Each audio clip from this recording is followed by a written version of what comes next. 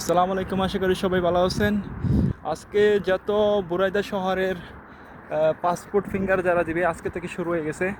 কালকে যারা আগে অ্যাপ্লাই করছে তাদেরটা আজকে, কালকে যারা ডিসেম্বরের পরে জাগর আছে সবগুলোই, আবার এই ডিসেম্বর পরে জাগর থাকবে তারা ডেট হয় নাই, তারাও এখানে ফিঙ্গার দিতে পারবে। এই হচ্ছে পান্ডার সামনেই ও এই দিক জায়গার সামনে একবারে সিধা রাস্তাটা, একবার সিধা একবারে এই ওখানে মাঝরা ইস্তারা পিছনে হচ্ছে বুরাইদা শহরে আজকে ফিঙ্গার চলতেছে। ইনশাল্লাহ কালকে যাওয়ার চেষ্টা করবো। হচ্ছে সুক মক্কা। আজকে প্রচুর লোক আছে, প্রচণ্ড পরিমাণে গেলা লোক, সিরিয়াল ধরে অনেক বেশি রয়েছে, এটাই হলো কথা। সো যারা যারা আপনারা ফিঙ্গার দিতে আসবেন সকাল সকাল আসতে পারবেন, তাহলে অনেক লোক থাকবে, লোকের সীমা নাই, ঠিক আছে? এটাই। সো এই হলো বড় কথা, ফিঙ্গার দেওয়ার সময়।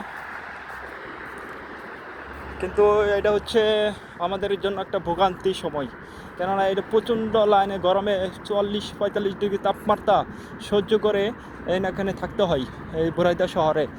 যে একটা সিরিয়াল ধরে থাকা একটা খুবই কষ্টকর, বিরক্ত থাকা। এই যেখানে মানুষ হওয়া যায় 5,000, 6,000, 7,000, 10,000, সেখানে মানুষে কেমনি এত ফিঙ্গার নিতে পারবে?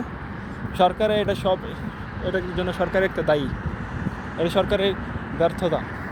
মানুষ কত কষ্ট করে রেমিটেন্স পাঠাচ্ছে, আর সরকার এটার জন্য কোনো সলিউশন ব্যবস্থা করেনি একটা। তাই এটার জন্য আমরা সবই একটা সরকারের পক্ষ থেকে এরকম আশা করি নি আমরা। এমআরপি পাসপোর্টে, ডিজিটাল পাসপোর্টে আগে ছিল, সেটা এখন ই পাসপোর্ট বানাইছে। এর জন্য একটা খুবই একটা কষ্টকর আমাদের, বা দাঁড়াই থারে সিরিয়াল ধরে দাঁড়াই থাকা খুবই কষ্টকর এটা।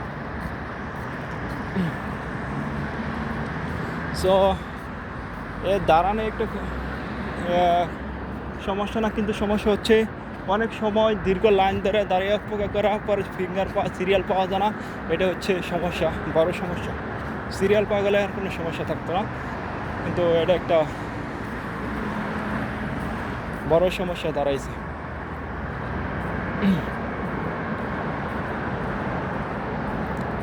এই হচ্ছে কুবরি, এখান থেকে রাস্তা পার হয়ে আসতে পারবে যারা।